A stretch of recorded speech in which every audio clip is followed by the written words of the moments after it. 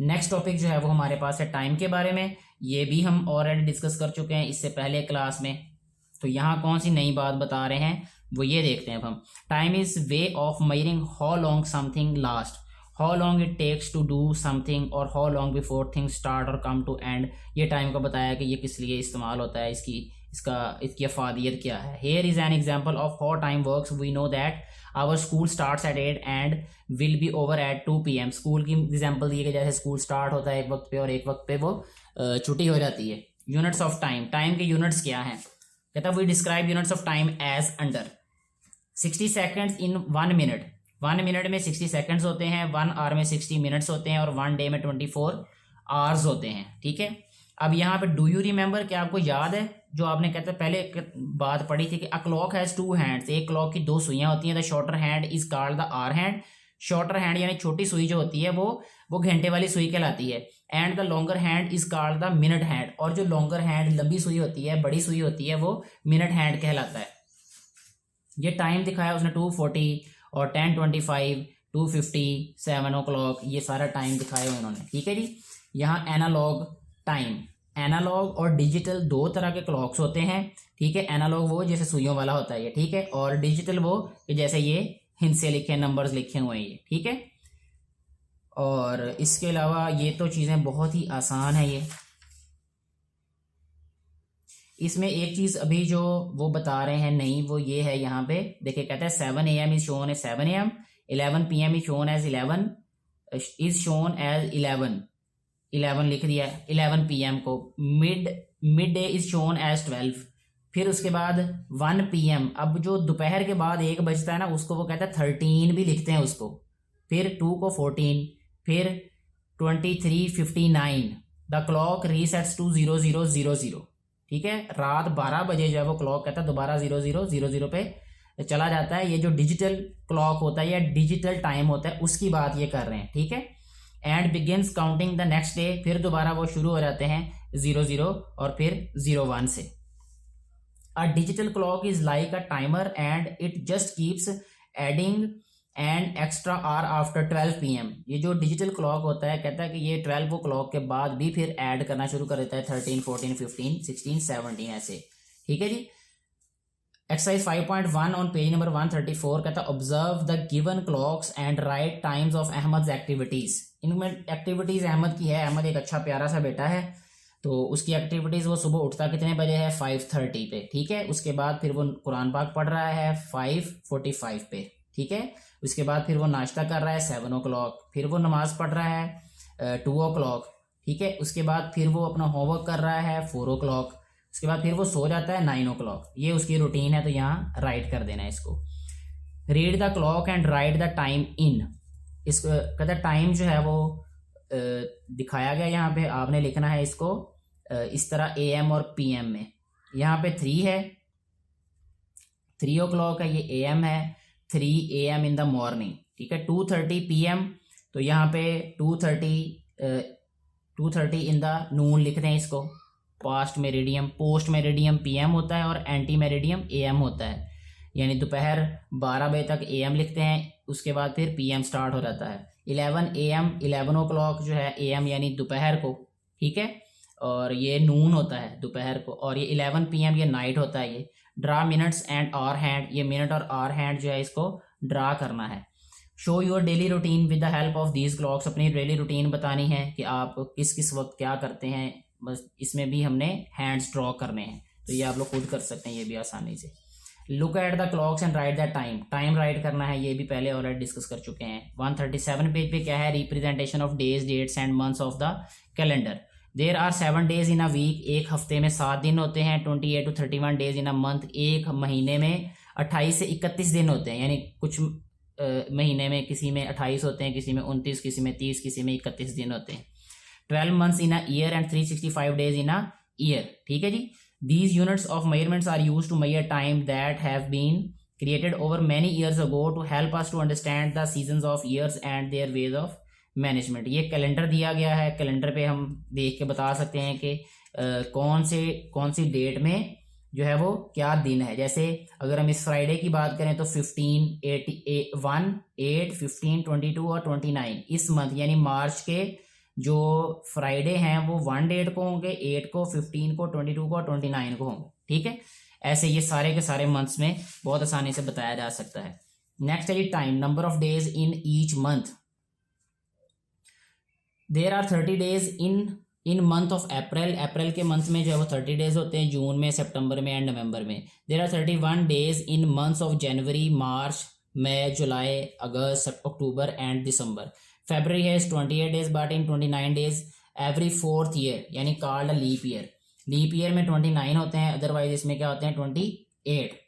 आगे जो है वो बता रहा है वो नवंबर, ये अब वही चीज़ें बताई कि उसने ऊपर लिख दी है यहाँ पे। Look at the calendar and write the days corresponding to the following dates. ये भी 9 जनवरी 2013, ये इस वाले कैलेंडर में देखना है। ठीक है जी, क्या है 9 जनवरी 2013, ये जनवरी है, इसमें 9 देख लेना। ये इसमें डे क्या बनता है वेडनेसडे, WED, ऐसे ये वाला। इसी तरह 6 सितंबर 2013, ये 2030 का कैलेंडर, 13 का कैलेंडर दिया है। ठीक है, 6 सितंबर, सितंबर का कौन सा मंथ है, ये वाला। 6 यहाँ पे लिखा हुआ है, इसमें हम देख लें कि ये फ्राइडे है, तो यहाँ हम लिख देंगे फ्राइडे। ऐसे सारे लिख देने आपने। Time, adding of units of time, add कैसे करना है इसको। Adding 32 hours and 21 hours. 32 को 21 में 53, 57 और ये 72 आवर्स। Subtract 15 hours from 87। ये एडिशन सब्ट्रैक्शन सिंपल ही है, जैसे हम लोग ऐड सब्ट्रैक्ट करते हैं ये। ठीक है, और इसके बाद जो है वो नेक्स्ट टॉपिक जो है वो 141 पेज पे क्या है जी, टाइम ही है। A car takes 5 minute reach at the railway station and a bus takes 10 minutes to reach there. तो इसमें ये पूछा होगा कि नेक्स्ट क्या पूछा है, how much total time. Total time बताना है, दोनों को ऐड कर देना है। ठीक है जी, write the following dates in simple digits short form. जैसे ये डेट लिखी हुई है 14/2/2013, 23 मार्च 2013, तो 23 मार्च है, 23 मार्च थर्ड वाला मंथ होता है, तो 23/3/2013 ऐसे लिख देना है इसको। बाकी मंथ भी ऐसे राइट करने। कहता है इसी तरीके से 21 मार्च 2013, इसको ऐसे भी राइट करना है। सॉरी 21 है ये, 21/3/2013 और डेट थर्सडे है, वहाँ कैलेंडर आपके पास दिया हुआ है, उसमें से देख के बता देना आपने। ठीक है जी, नेक्स्ट एक्सरसाइज 5.2, इसमें ऐड और सब्ट्रैक्ट करना है, सिंपली कर सकते हैं हम लोग। ये भी ऐसे ही है, एडिशन सब्ट्रैक्शन है। Thinking corner, it is 7 AM and Iram is still sleeping. Her alarm clock will ring in 20 minutes। Show and write the alarm time in the given clock. ठीक है, अभी 7 बज रहे हैं, 20 मिनट के बाद कहता कि अलार्म जो है बजना शुरू हो जाएगा। अब आपने इस पे हैंड्स बनाने 7:20, तो स्मॉलर जो हैंड है वो 7 के बाद यहाँ पे आएगा, यानी इधर, और 20 वाला 4 पे यहाँ, ऐसे ये ड्रा हो जाएगा। इसी तरीके से ये वाला भी ड्रा कर देना है। Tick the correct one from the how many seconds are there in 2 minutes। 2 minutes में कितने सेकंड्स होते हैं, 1 minute में 60 होते हैं, तो 60 + 60 120, तो 120 होंगे। How many months are there in 3 years। 3 years में कितने मंथ्स होंगे, 36 होंगे। इन 20:45 इन द मॉर्निंग और इवनिंग टाइम, ये इवनिंग टाइम है क्योंकि ये डिजिटल क्लॉक से शो किया गया टाइम। और मॉर्निंग में तो जो है वो क्या होगा, इसमें 8:45 होना चाहिए था। फिर इसके बाद जो है वो नेक्स्ट पेज पे चलते हैं जी, 144 पेज पे। Look at the clock and write the time. Right the time, time खुद ही लिखें आप लोग, ये कोई मुश्किल काम नहीं है। Time in hours, time in minutes, ये 3 hours इन मिनट्स में, इसमें 3 को 60 से मल्टीप्लाई कर दें। आर को मिनट में चेंज करने के लिए 60 से मल्टीप्लाई कर देते हैं। Read the calendar and show the dates of following events. Quaid Azam day, Pakistan day, Kashmir day. ठीक है, कैलेंडर से देख के बता देना है कि जी कायद आजम डे कौन सी डेट को होता है, और कायद आजम और पाकिस्तान और कश्मीर डे तीनों का। ऐड द फॉलोइंग, इनको ऐड करें, सिंपली ऐड करना है इसको। Right the time below in AM and PM। 7:30 clock in the morning, morning में AM होगा, इवनिंग में PM होगा। मॉर्निंग AM, नाइट PM और इवनिंग में PM, ऐसे। ये भी टेस्ट ही है सारा। ठीक है जी, इसके बाद जो है वो नेक्स्ट पेज 148 पे significance of geometrical shapes, geometry के बारे में है, ये एक नया टॉपिक है। सो कहता है in our everyday life we have to deal with different shapes and measurements. To understand the concept of geometrical shapes we have to learn the following. सबसे पहले पॉइंट के बारे में वो बता रहा था, कंसेप्ट ऑफ ज्योमेट्रिकल शेप्स और figure start from the description of a point, the point has no proper definition, length, breadth and no direction.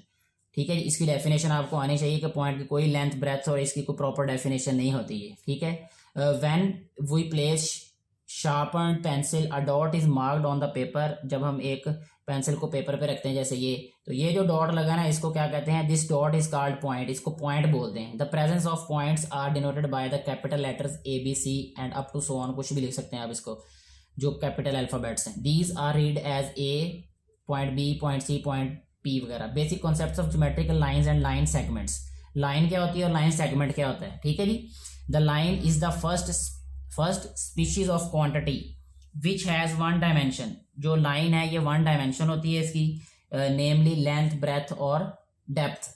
ठीक है, लंबाई, चौड़ाई या गहराई।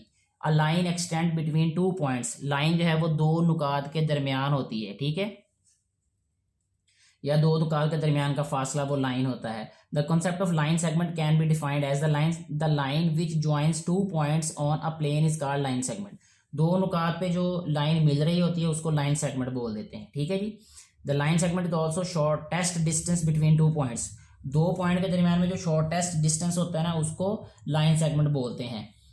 Veg to describe a line segment, line segment consist of two ending points, line segment के दो ending point होते हैं। The length of a line segment can be measured, length, जो लाइन सेगमेंट है उसकी लेंथ को मेजर किया जा सकता है।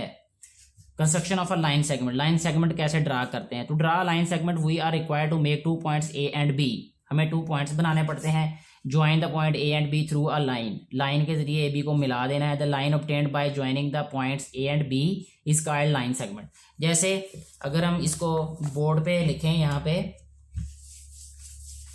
तो ये इस तरीके से होगा कि हमारे पास अगर कोई से भी टू पॉइंट्स हैं, अगर एक पॉइंट ये है और एक पॉइंट ये है, अगर हम इन दोनों पॉइंट्स को मिला दें आपस में ऐसे, ठीक है, तो ये जो है ये हमारे पास लाइन सेगमेंट बन जाएगी। ठीक है जी, यही वो कह रहा है यहाँ पे।